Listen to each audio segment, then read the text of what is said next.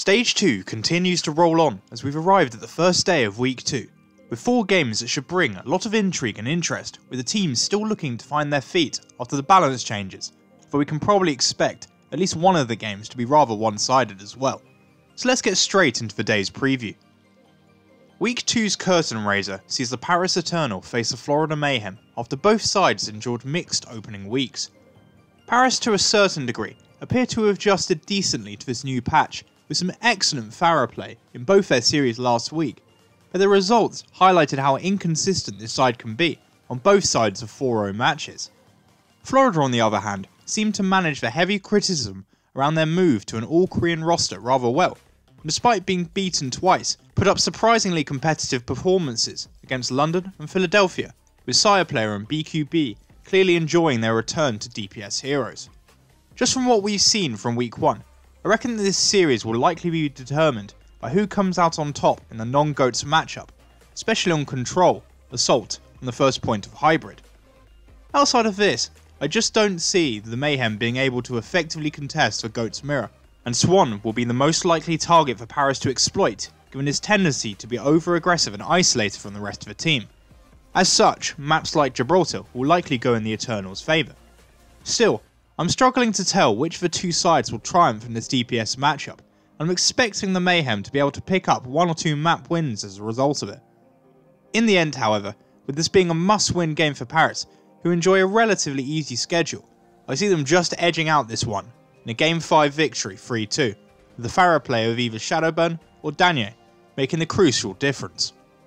Following this series is the match between the New York Excelsior and the Washington Justice, and as I suggested in my introduction, I think this will likely end in a blowout. New York impressively rebounded from their shock Stage 1 playoff exit with 2 convincing victories last week against the Philadelphia Fusion and Shanghai Dragons, and I expect them to bring a similar level of performance here.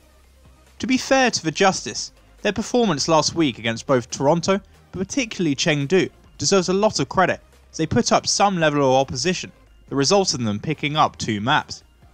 Corey has been the standout for this side all season, and this continued last week with him showing off his ability and potential on heroes like Widowmaker and Bastion, whilst Ark seems to have slotted in nicely and brings a needed level of consistency, experience and leadership to this side that looks to be laying the foundations towards further improvement. Even though they perhaps could have got even more out of their series against the Hunters, I don't see the Excelsior making that many mistakes or giving Washington many chances at all.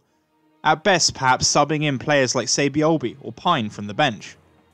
Consequently, unless they go off the ball in one map, like they did in this matchup last stage, perhaps on maps where Washington can run their bunker comp, I think New York will come out with a pretty routine 4-0 victory as they march on towards the playoffs. Game 3 is perhaps the game of the day and sees the Vancouver Titans take on the Seoul Dynasty. Vancouver unsurprisingly got off to winning ways in their clinical 4-0 sweep of the Spark, while Seoul was narrowly edged out by the Gladiators in an even back and forth series. The key things to pick up from both of these teams' games last week were their apparent weaknesses. For the Titans, they looked a little rough when not running their GOATS comps, but they didn't seem keen to utilise Baptiste and other comps that are much stronger in this meta, which allowed Hangzhou to cause them some issues in a few of the maps. The Dynasty, meanwhile, despite an excellent showing from the team as a whole, were awful against the Baptiste bunker comps being run by their Gladiators, especially on Assault, where their only success came from the combination of EMP and all their other ultimates. Indeed, the side also didn't seem very practiced themselves on Baptiste comps. Therefore, looking at this contest, it will be interesting to see if either side has already addressed these issues, and perhaps looks to capitalise on these areas where their opponents are potentially vulnerable. Subsequently, although I think that this new patch makes Seoul a stronger side, so I do think the series would be a lot closer than the playoffs.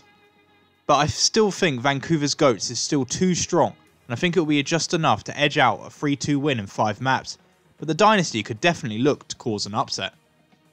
Day 1 of Stage 2's second week concludes with another mouth-watering match as we see the Toronto Defiant versus the Philadelphia Fusion. Last week saw both sides come away with 1 win and 1 loss each, but in very differing fashions. Firstly, Toronto made a solid start with a win over the Washington Justice, but saw I'm37 able to integrate into the side with his debut.